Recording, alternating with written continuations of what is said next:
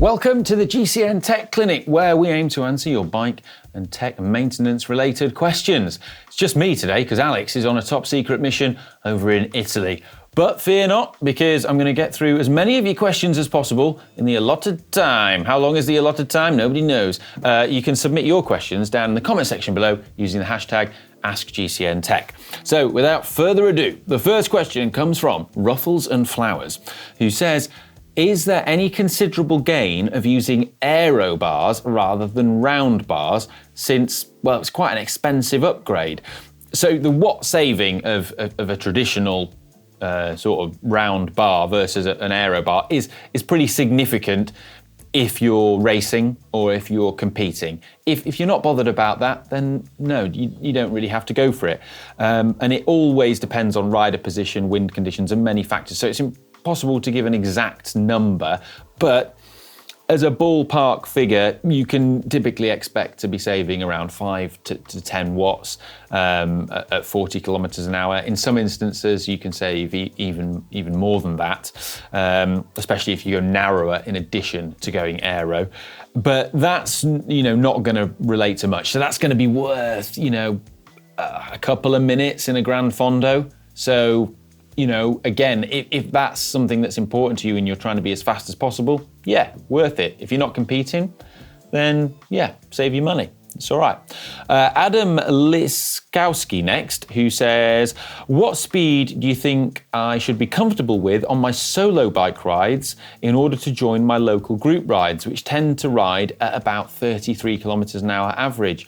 Should I just go and find out by getting dropped? Yes. So it's impossible to answer this question. Again, there's too many variables. It's how long is a piece of string? It's like, what are the conditions of where you ride? Like, what are the other people like? Like, is it hilly? Is it windy? There is no set speed. Real life is not Zwift.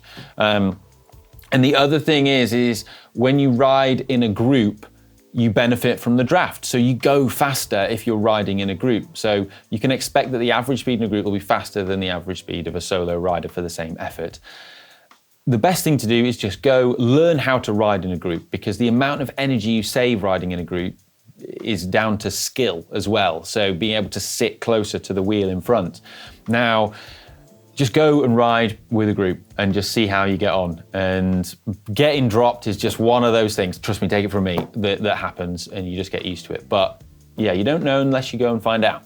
So do it. Sam Bell is next, who says, what's on the short list of tools that are must-haves to do minor adjustments and maintenance to my bikes? This is a great question. And well, I've made a quick fire list of 5 top essential tools. So this is assuming that you have a pump and tyre levers.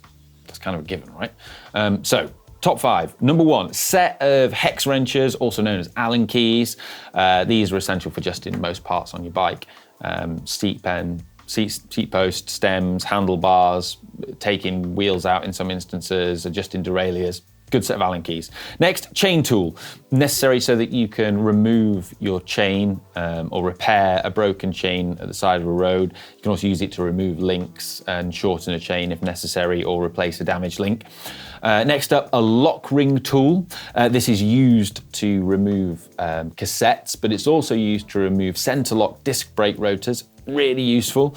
And next would be a chain whip for removing cassettes in addition to a lock ring tool. And the 5th one would be a torque wrench, just because all the little bolts and things on your bike often have a torque rating, and setting them to the correct torque is really important. It stops them slipping, it makes sure your bike is safe. It also stops you over tightening them where you can damage things. So I'd go for that. And then beyond that top 5, I'd then get into the realms of tools that are used for changing bottom brackets and cables and things like that. But that's like a whole nother level. But they're the core 5 that I would say go with those. Hope that answers your question. Lucas is next, who says, not really a tech question, but I was wondering about the effect of temperature. Does the wind affect you more at 1 degree C than at 20 degrees C? I don't have a power meter, but it feels harder to push through the wind in the cold than on warmer temperatures when you have the same wind speed. Also, at the same time, it feels like a tailwind pushes me more in the cold than in hot conditions. Well, If you can sense that, then you're doing well. But a large part of it, there's two things probably going on here. One, in the cold, you're going to be less aerodynamic because you're wearing more clothing. I hope you're wearing more clothing. And the clothing that you wear is typically less aero than tight-fitting, thin summer aero fabrics that you might wear. And the other thing is, yes, air that's cold is more dense. And so pushing through it requires more energy. And so, yeah, cold air is slow air, fast air is warm air. Cool. Next question is from Colin McCaig, who says, Ollie, how often do you wax your chain? You've said roughly 200 kilometers between applications, but does that mean you're removing the chain, sonic cleaning, reapplying hot melt wax, or are you applying just drip-on wax like the Silka Super Secret chain coating at 200 kilometer intervals and doing the full service less frequently? I've gone all in on waxing, no regrets. Good to know we have a convert. I'm wondering how often I truly need to deep clean and re-wax. Thanks a lot. Bertrand's opinion is welcome, of course, but Ollie seems like the waxy guy. Bertrand's not here, as I said, he's in Italy on top secret mission. So I've got some Silka Super Secret chain wax here, that's the drip-on type.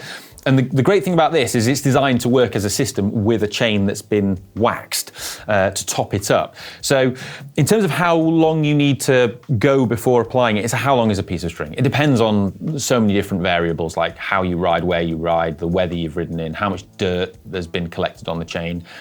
I would say if you start to hear the chain and it gets noisier, that's a signal that it needs some more lubrication applying to it.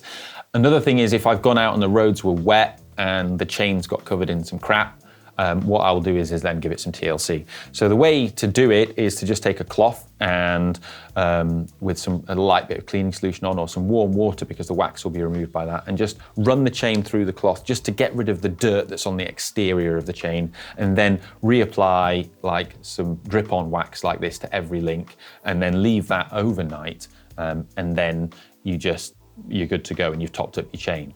It won't have the absolute drivetrain efficiency of when the chain has just been waxed, but it's kind of like a compromise of anything for an easy life. However, if you were going all in for maximum efficiency gains before a big event, then I would say, yeah, you want to go a new chain that's just been run in and freshly waxed. But you get like kind of 99% there by just cleaning the chain and just topping it up with a drip-on wax like that. So that still maintains that good thing. Just make sure you clean it first so it's not dragging dirt particles into the links and rollers, which will wear out the chain. But yeah, we'll do a whole video on that because I think there's a lot to talk about there, but that's cool. Hope that answers your question. NFC next, and this was a comment that on a previous clinic, we spoke about belt drives, and there were questions about belt drives rather than gear drives. And NFC, I wanted to read this comment because NFC said, the problem with belt drive is that it's not compatible with all bike frames.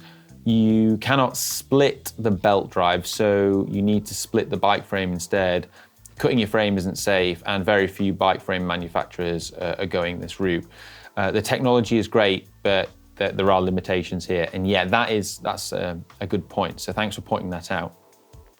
And Adam Webb said the same thing. A belt drive requires a special frame with a stronger rear triangle, and pointed that out as well. So yeah, just things to bear in mind about a belt drive. The next question is from Thura Hitet Ang, who says, why don't they use carbon tri-spokes or 4-5 spoked aero wheels on the front of TT bikes and road bikes? If they do, they aren't very common, like they are on track bikes. Aren't they more aerodynamic? I know it wouldn't be easy to control the bike steady for quite a long time in this position. Is it not worth it? This is a good question. So yeah, we don't see many tri-spoke wheels now compared to what we used to see.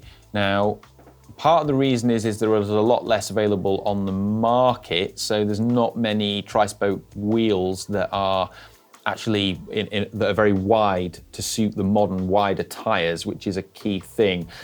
But that's, I feel, almost like a chicken and egg thing, because the sort of other reason is that, yeah, the stability. So on the track, you don't have as much crosswind And so that stability is not a problem. And that's why you can ride double discs on the track, you know, when we see in the team pursuits. However, on the road, I've ridden time trials where I've had a tri-spoke in, and anecdotally, I did feel that the stability of that front wheel was much less than modern deep section wheels. And every time you have that little feeling of instability, you get a little bit less aero because you maybe brace yourself and you just pop your head up, or you go onto the base bar, which isn't as aero as being in the tri-bars, because you want that stability. So yeah, I think that that's the main reason, is those large spoked wheels are less good to crosswind forces compared to the modern sort of just deep section wheel with very tiny spokes. There you go. Right, that's all we've got time for. Hope I've answered your question. If not, persevere, keep them coming in the comment section below, and we'll do our best to answer them next time. I'll see you in the next one. Love you, bye.